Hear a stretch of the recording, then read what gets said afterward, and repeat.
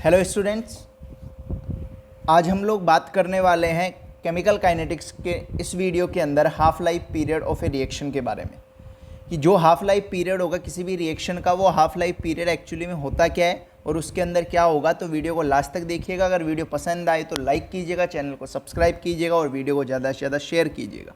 चलिए स्टार्ट करते हैं। The half-life period of a reaction is the time in which the concentration of a reactant is reduced to 1/2 of its initial concentration। यानी कहने का मतलब ये है, अगर t इज इक्वल्स टू 0 पे मैं अज्यूम कर रहा हूँ कि रिएक्टेंट की कॉन्सेंट्रेशन R0 है, तो जब टाइम t हाफ होगा तो उस टाइम पे जो इनिशियल कॉन्सेंट्रेशन है उसका हाफ कॉन्सेंट्रेशन बचेगा।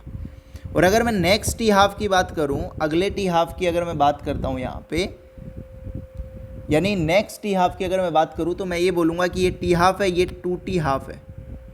तो इसके बाद जो कॉन्सेंट्रेशन अपना बचेगा वो कॉन्सेंट्रेशन कितना होगा, R0/4 रहने वाला।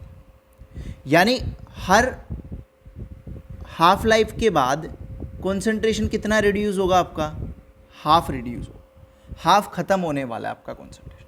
तो अलग अलग ऑर्डर ऑफ रिएक्शन के लिए जब हम लोग बात करते हैं कि आपको हाफ लाइफ पीरियड कैसे कैलकुलेट करना है, तो मैं फर्स्ट बात करता हूँ ज़ीरो ऑर्डर रिएक्शन के बारे में। Zero order reaction zero order reaction के अंदर हम लोगों ने एक इक्वेशन पढ़ी थी। अगर आपको नहीं पता तो आप पिछले वीडियोस में जाके देखिएगा, जहाँ पे मैंने ज़ीरो ऑर्डर बता रखा है। वहाँ पे मैंने बताया था AT is equals to A0 - KT, जहाँ AT आपका T टाइम पे कॉन्सेंट्रेशन था, A0 इनिशियल कॉन्सेंट्रेशन था, K आपका रेट कांस्टेंट और T टाइम। अब मैं इसमें कंडीशंस ले रहा हूँ। अगर मैं T ले रहा हूँ T हाफ, तो आपको पता है जो कॉन्सेंट्रेशन होगा आफ्टर T हाफ वो कितना होने वाला है, मेरा इनिशियल कॉन्सेंट्रेशन का आधा। ठीक है, तो ये वैल्यूज़ अगर यहाँ पे पुट करता हूँ मैं, तो यहाँ पुट करूँगा AT की जगह पुट करूँगा A0/2 is equals to A0 minus K और T कितना, हाफ। ठीक है, तो KT हाफ इधर लेके आएंगे तो ये प्लस का KT हाफ हो जाएगा, और इधर अपन लोग लिखेंगे A0 माइनस A0/2। तो ये कितना आ जाएगा आपका, A0/2 आ जाएगा। तो यहाँ से देखिएगा T हाफ आपका क्या बनने वाला है, T हाफ आपका बनने वाला है A0/2K। ये किसका हाफ लाइफ है, ज़ीरो ऑर्डर रिएक्शन को। और यहाँ से एक चीज़ प्रूव होती है कि जो यहाँ T हाफ होगा वो डायरेक्टली प्रोपोर्शनल होगा A0 के। जो T हाफ होगा आपका वो डायरेक्टली प्रोपोर्शनल होगा A0 यानी इनिशियल कॉन्सेंट्रेशन के। ठीक है, तो अगर आप A0 इंक्रीज करेंगे तो T हाफ भी इंक्रीज होगा, अगर आप A0 डिक्रीज करेंगे तो आपका T हाफ भी क्या होने वाला है, डिक्रीज होने वाला है। ठीक है, अब यहाँ पे ग्राफ की बात कर लेते हैं अपन। ग्राफ के अंदर हम लोग क्या बात कर रहे हैं, देखो T half is equals to A0/2K है, तो T हाफ वर्सेस ग्राफ बनाने वाले हैं हम लोग A0 के अंदर। ठीक है, तो हम लोगों ने लिखा T half is equals to A0/2K। तो ये A0 हो गया हमारा x और ये हो गया हमारा, ये हो गया y, और ये 1/2K जो हमारा ये हो गया m, और ये A0 हो गया हमारा x। तो स्ट्रेट लाइन ग्राफ होगा y is equals to mx वाला यहाँ से, और जो इसका स्लोप आने वाला है वो स्लोप आएगा आपका tan theta is equals to m is equals to क्या आ जाएगा आपका 1/2K। ठीक है, और एक important information zero order reaction के लिए, ये काफ़ी इम्पोर्टेंट है, ये बात आपको ध्यान रखनी है। अब तक हमने बोला कि हाफ लाइफ का मतलब ही है, बाकी सब ऑर्डर ऑफ रिएक्शन के अंदर हाफ लाइफ का मतलब यही होगा कि उसका जो कॉन्सेंट्रेशन है उसका आधा करना है। लेकिन यहाँ पे ज़ीरो ऑर्डर में जो 100% टाइम होगा वो जस्ट ट्वाइस होगा किसका, हाफ लाइफ का। यानी T 100% जो होगा वो क्या लिखा जाएगा, 2T हाफ। यानी ये रिएक्शन जो होगी आपकी ज़ीरो ऑर्डर की वो 2T हाफ के अंदर क्या होने वाली है, कंप्लीट होने वाली है। तो अगर मैं यहाँ पे लिखूँ T 100%, तो 2 × T हाफ क्या लिखेंगे, A0/2 2K, तो 2 से 2 कैंसिल होगा, तो यहाँ पे T 100% क्या आएगा आपका A0/K।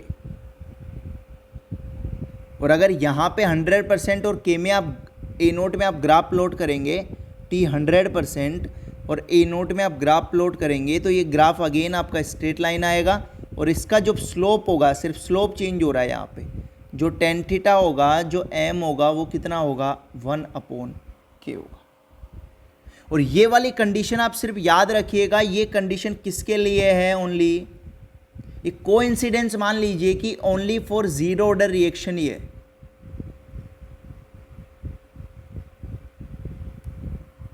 ठीक है, ये मान लीजिए कोइंसिडेंस है कि आपका जो जीरो ऑर्डर रिएक्शन है उसका हाफ लाइफ का डबल, जब 2 हाफ लाइफ आप लेंगे तो रिएक्शन पूरा कंप्लीट होने वाला है। ठीक है, तो आई थिंक यहां तक आपको कोई डाउट नहीं होगा। जीरो ऑर्डर की जो रिएक्शन है उसके लिए आपको हाफ लाइफ पीरियड जो होगा वो बिल्कुल क्लियर होगा। अब बात करते हैं फर्स्ट ऑर्डर रिएक्शन के। सेकंड है हमारे पास फर्स्ट ऑर्डर रिएक्शन। यहां पे मैंने आपको एक इक्वेशन बताई थी, ध्यान से देखिएगा। K is equals to 2.303/T log A/A-X। A आपकी इनिशियल कॉन्सेंट्रेशन है और A-X आपकी रिमेनिंग है कॉन्सेंट्रेशन।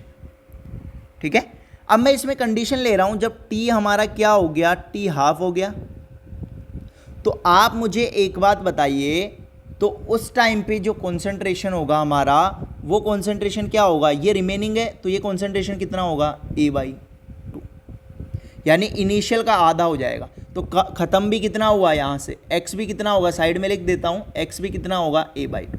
ये जो आपका कंबाइन हुआ है, ये जो प्रोडक्ट में अमाउंट कन्वर्ट हुआ है, ये अमाउंट किस में कन्वर्ट हुआ है,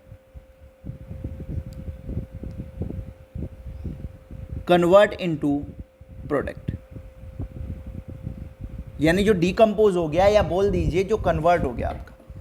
ठीक है, तो यहां पे देखिएगा K क्या लिखोगे आप, 2.303/T हाफ log A/A/2। ठीक है, तो ये कैंसिल आउट होगा, तो यहां पे K क्या आएगा आपका 2.303/T हाफ log 2 पर चला जाएगा, log 2।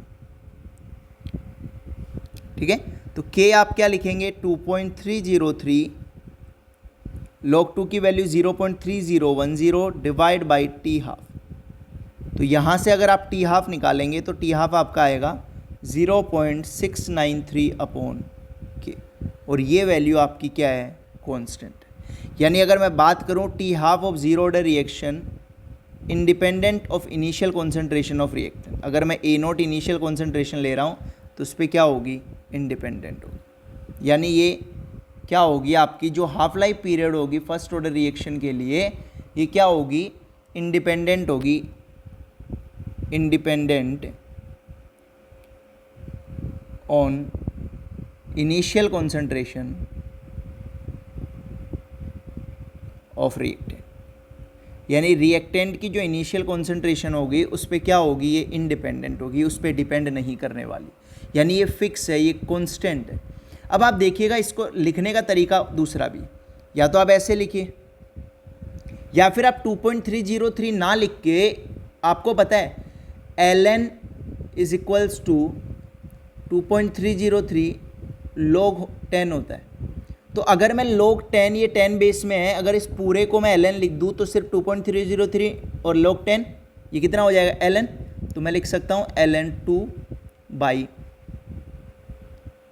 T हाफ लिखते हैं, T half is equals to ln 2/K, या फिर आप ऐसे लिख दीजिए T half is equals to ln 2 को क्या लिख सकते हैं, 2.303 log 10 बेस में 2 डिवाइड बाई K। तो ये 3 एक्सप्रेशन आपके पास बन जाएंगे, यहाँ से आपको आई थिंक सारी चीज़ क्लियर हो जाएगी। तो अगर यहाँ ग्राफ प्लॉट करेंगे आप T हाफ और इनिशियल कॉन्सेंट्रेशन के अंदर, तो आपका ग्राफ क्या रहेगा, ये लाइन। ठीक है, आई थिंक आपको ये चीज़ बिल्कुल क्लियर होगी। इसके अंदर आपको कोई भी डाउट नहीं होगा, ठीक है।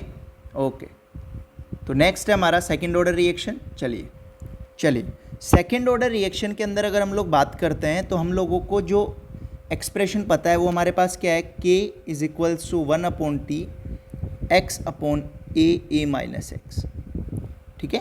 तो यहाँ से अगर हम टाइम ले रहे हैं t हाफ, तो अब देखिए a - x रिमेनिंग है, तो रिमेनिंग कितना हो जाएगा, इनिशियल का आधा, तो x की वैल्यू भी कितनी हो जाएगी यहाँ से a/2।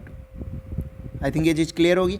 तो t हाफ ने लिखा t half is equals to, k नीचे ले आए t उधर ले गए, तो 1/k डॉट x की जगह लिखा a/2, ध्यान से देखिएगा, और नीचे लिखा a इंटू a - x लिखा a/2, तो a/2 से a/2 कैंसिल हो जाएगा, t हाफ क्या आ जाएगा आपका 1/k।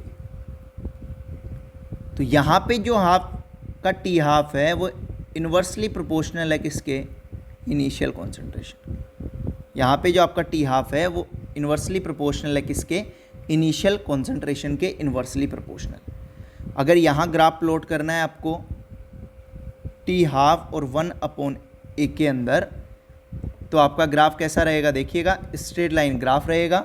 और अगर हम लोग स्लोप की बात करें, अगर हम लोग इसकी बात करें, स्लोप की बात करें, तो slope is equals to tan theta is equals to m is equals to 1/k, ये आपका ग्राफ रहने वाला। अब ओवरऑल अगर हम सबको मिक्स करते हैं, देखिए जीरो ऑर्डर रिएक्शन के लिए डायरेक्टली प्रोपोर्शनल है, फर्स्ट ऑर्डर रिएक्शन के लिए इंडिपेंडेंट है, और सेकंड ऑर्डर रिएक्शन के लिए आपका इन्वर्सली प्रोपोर्शनल है।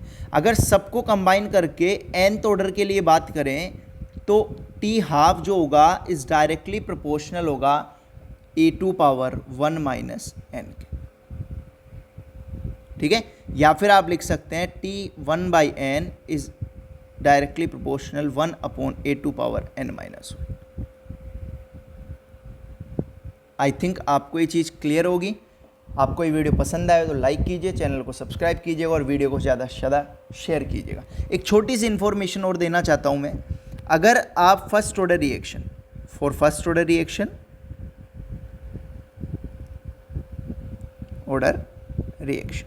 अगर आप 100 लेते हैं यहाँ पे, तो एक हाफ लाइफ के बाद कितना हो जाएगा ये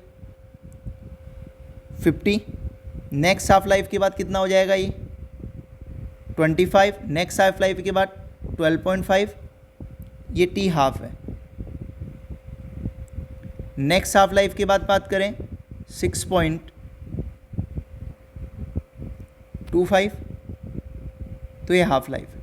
तो इस तरीके से आप देखिएगा, जैसे मैं बोलूँ कि 75% कंप्लीशन की बात करें, तो t 75% की बात करें अगर, तो इसके लिए कितने t हाफ चाहिए, 2t 50% चाहिए, यानी 2t हाफ के अंदर रिएक्शन 75% कंप्लीट हो जाएगी। अगर आप बात करते हो 87.5 के लिए, तो आपने बोला 87.5%, तो इसके लिए कितना t हाफ चाहिए, 3t हाफ चाहिए। तो आई थिंक आपको ये चीज़ बिल्कुल क्लियर होगी। और अगर आपको कभी पूछ ले t 99.9% की अगर हम लोग बात करें तो उसके लिए कितना चाहिए, तो आप ध्यान रखिएगा 3 × 3.33 × t हाफ। ये आपको रिमेंबर रखना है। कभी कभी डायरेक्ट क्वेश्चंस यहाँ से पुटअप हो जाते हैं, तो आपको ये चीज़ ध्यान रखनी है। आई होप वीडियो आपको पसंद आया होगा। अगर वीडियो पसंद आए तो लाइक कीजिए, चैनल को सब्सक्राइब कीजिए और वीडियो को ज़्यादा से ज़्यादा शेयर कीजिएगा। मिलते हैं नेक्स्ट वीडियो के साथ। Thank you guys.